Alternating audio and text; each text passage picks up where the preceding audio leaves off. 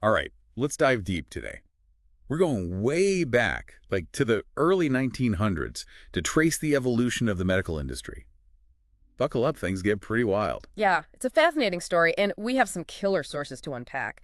The Flexner Report, the birth control pill era, the Sacklers, big tobacco, and even the National Childhood Vaccine Injury Act of 1986. Lots to cover. And it all ties together, right? More than you might think.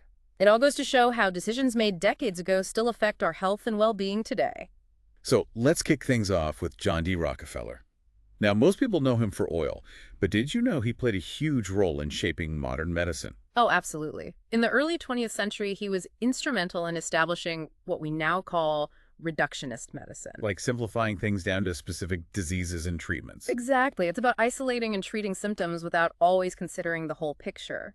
And this all really took hold with the Flexner Report in 1909. Rockefeller funded it, and it basically revolutionized medical education. But he also had a lot of money in pharmaceuticals, right?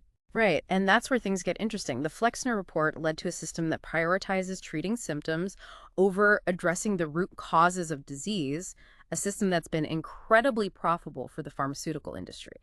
So basically, the focus shifted from holistic wellness to symptom management. Yeah, and that shift really took off in the 1950s and 60s with the advent of the birth control pill. Right. Revolutionary for women's rights, obviously, but also a major turning point for long-term medication use. It was. Ah. Suddenly, women were taking a pill every day for years, and that really paved the way for the medicalization of other conditions like heart disease and diabetes. It's like it normalized the idea of managing chronic conditions with medication for life. Exactly. And as you can imagine, that accounts for a huge portion of healthcare spending today.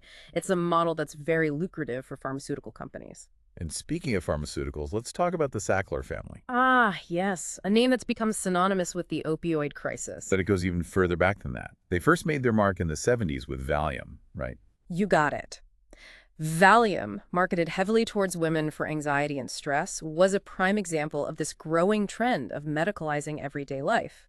It's like they turned normal human emotions into conditions that needed medication.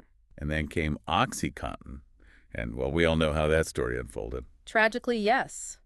Their aggressive marketing of OxyContin as a safe painkiller, while downplaying its addictive potential, fueled the opioid epidemic.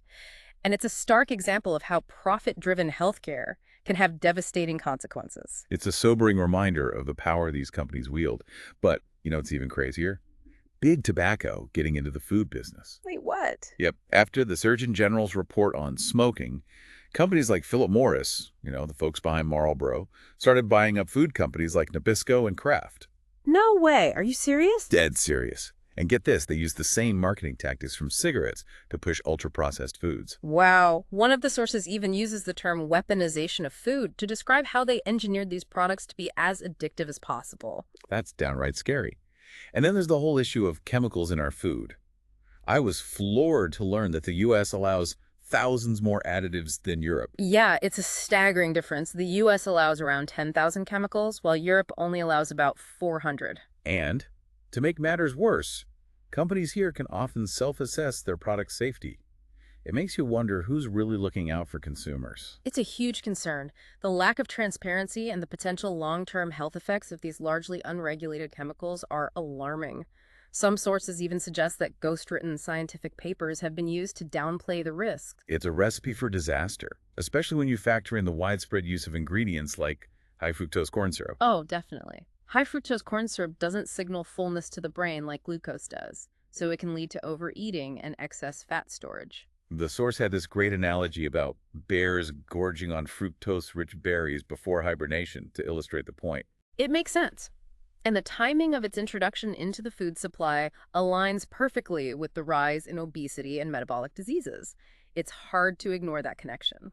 It all paints a pretty grim picture, doesn't it? It can seem that way, but awareness is the first step to making informed choices. And speaking of choices, let's wrap things up with the National Childhood Vaccine Injury Act of 1986. Okay, yeah, that one's always a hot topic. The intent was to protect vaccine manufacturers from lawsuits, right? To ensure a stable vaccine supply. But some argue that it set a dangerous precedent. It's true, this legal immunity was later extended to other industries, like pesticide manufacturers, raising serious questions about corporate accountability and consumer protection. Wow. It really is mind-blowing how all these seemingly separate events connect, and how decisions made decades ago still impact us today. It is. And if events like the birth control pill and the Surgeon General's report had such lasting consequences, what might the long-term impacts of today's trends be? It's something to think about. It certainly is. Well, thanks for taking us on this deep dive. It's given us a lot to consider. My pleasure. Always happy to explore these complex topics.